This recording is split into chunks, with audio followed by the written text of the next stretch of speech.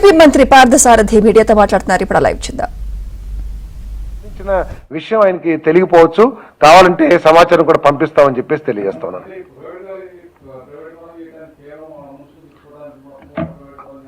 దీన్ని ప్రైవేట్ పరం అని అన్నది public private partnership.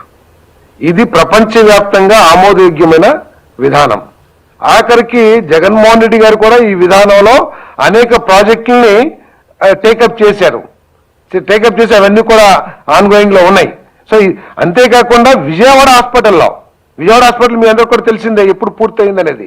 Vijayawada hospital పూర్తయినా కూడా దాన్ని కూడా ప్రైవేట్ పరం చేశారు ఆ రోజు జగన్మోహన్ రెడ్డి గారు 18 సెప్టెంబర్ 2020. ఇప్పుడు కావాలంటే మీరు ఎక్కడైనా సరే చర్చకి సిద్ధమైతే నేను రెడీగా ఉన్నా అని చెప్పేసి మనం చేస్తాం అనేది. మేము ఎక్కడ ప్రైవేట్ పరం చేస్తలా.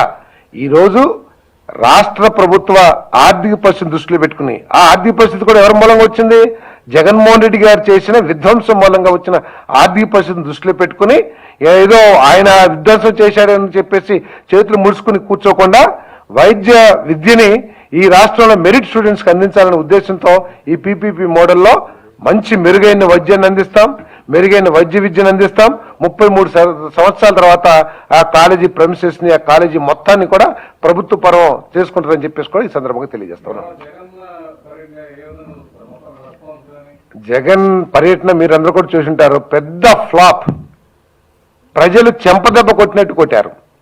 ఏదో ఆ నియోజకవర్గం నుంచి లేకపోతే విజయవాడ నుంచి రాష్ట్రంలో 4 మూలల నుంచి కొంతమందిని తీసుకొచ్చి ఆ కార్లంతో పరిగెత్తే విధానం ఏదైతే ఉందో మనం చూసాం. సిద్ధం సభలో చూసాం, లేకపోతే ఆయన అనేకం చూసాం. ఈరోజు ఉత్తరాంధ్ర ప్రజల నుంచి స్పందన అనేది అస్సలు లేదని చెప్పేసి మనం చేస్తామని నేను. ఒకవేళ నిజంగా స్పందన ఉంటే ఆయనంత ఫ్రస్ట్రేషన్ కు లోనవ్వాల్సిన అవసరం లేదు. ఆయన ఉపన్యాసం కనుక మనం వింటే ఆయన ఎంత ఫ్రస్ట్రేషన్ కు లోనయ్యాడో, ఆయన చేసిన తప్పులు ఆయన కడుపులో నుంచి ఏ విధంగా బయటకు వస్తున్నాయో అర్థమవుతుందని చెప్పేసి కూడా మనం చేస్తున్నాం. మేము ఎక్కడ అడుకోవాలా? ఆయన చక్కగా శుభ్రంగా మీరు కావాల్సిన ఏదైతే ఉద్దేశంతో వెళ్తున్నారో ఆ ఉద్దేశం కోసం వెళ్ళండి. అంతేగాని రోడ్ల మీద, ఎందుకంటే పోలీస్ యంత్రాంగం లిమిటేషన్స్ ఉంటాయి. ఈ రోజు వైజాగ్ లో మహిళల క్రికెట్ పెద్ద ఎత్తున జరుగుతూ ఉంది. దానికి పోలీస్ యంత్రాంగం చూడాలి, అదేవిధంగా ఈయనకి చూడాలి. కాబట్టి ఆయనకి కొన్ని సూచనలు చేశాం, ఈ విధంగా చేసుకోండి అని చెప్పేసి. మేము ఎక్కడ కూడా ఆపలేదు. ఆయనకి కావాల్సిన సెక్యూరిటీ కూడా ప్రొవైడ్ చేయడం జరిగిందని చెప్పేసి మనం చేస్తాం. కాబట్టి ఏంటంటే ఆయన ప్రోగ్రామ్ ఫెయిల్ అయిపోయింది కాబట్టి ఆ ఫెయిల్యూర్ ని పోలీస్ యంత్రాంగం మీద, ప్రభుత్వం మీద తోయటానికి ప్రయత్నం చేస్తున్నాడు. అది ఆయన నైజం. సార్, మా వైఖరి రచ్చబండ కాదు. ప్రతి ఊరు వెళ్ళి 17 కాలేజీలే కాదు, ప్రతి వైద్యుడి దగ్గరికి వెళ్ళి క్షమాపణ బండ పెట్టాలని చెప్పేసి మనం చేస్తామని నేను. ప్రతి చోట ఆయన మూలంగా కొన్ని వందల మంది వైద్య విద్యకి దూరం అయ్యే పరిస్థితులు వచ్చినాయి. సో దానికి ప్రతి కాలేజీకి వెళ్ళి వైద్య విద్యార్థుల దగ్గరికి వెళ్ళి చెంపలేసుకుని క్షమాపణ బండ నిర్వహించాల్సిన అవసరం జగన్మోహన్ రెడ్డి గారికి ఉందని చెప్పేసి మనం చేస్తామని.